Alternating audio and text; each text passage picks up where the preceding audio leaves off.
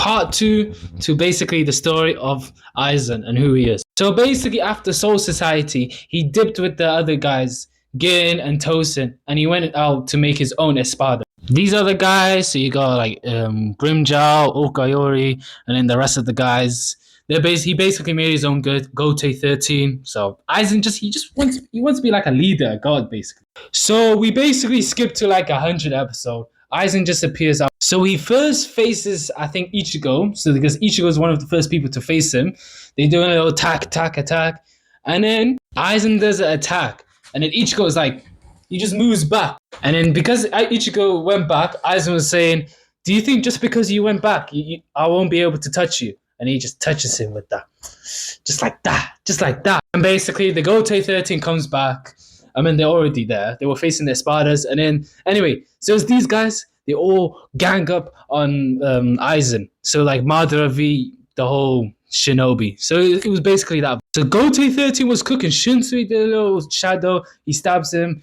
And basically, Shinji does a shikai, where you basically reverse your senses. You're going forward instead of backwards. Things like that. So, this guy hits a guy. He basically comes from the back and stabs him through the heart. But wait, you think Aizen just ends like that? He dies like that? No.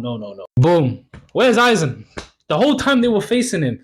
And guess what? I don't get this. This is the one thing I don't. Ichigo is like this, and he's not affected by the Aizen power because he didn't see the sword. So he's like this.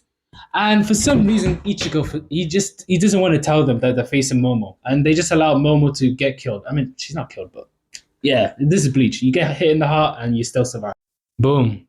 Yeah. I mean, what can I say? Aizen's just that guy. He's like Madara. He literally killed everyone. And they're not like fodder. I mean, they might be, but they are meant to be captains. They're not irrelevant characters. So at this point, he's fused with the Hogyoku, and he's just basically nearly immortal. He's so high that people can't even perceive his spiritual pressure. So basically, you're just a weakling compared to him. Ichigo does a little training arc. He faces his own spiritual sword. I don't know, but he basically does a very quick training arc to beat this guy, bro.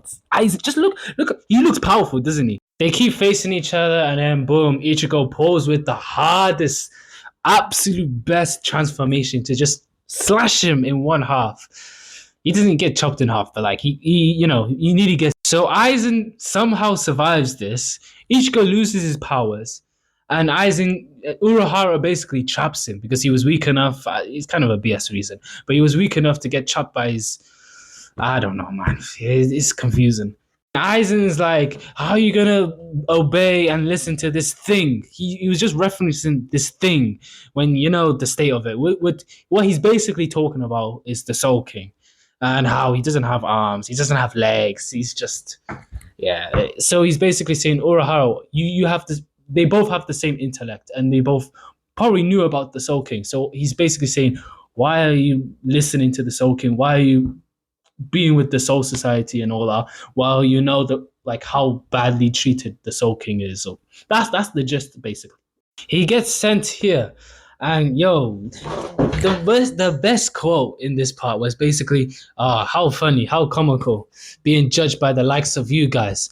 And then instead of 16,000 years being in jail or being in the Muken, they upped it to 20,000 because they were pissed, bro. So yeah, that's the end of Aizen. And then maybe we could do a part 3 about 1,000 Blood Year, what he does. But yeah, this is the fate. He's just stuck there in Muken.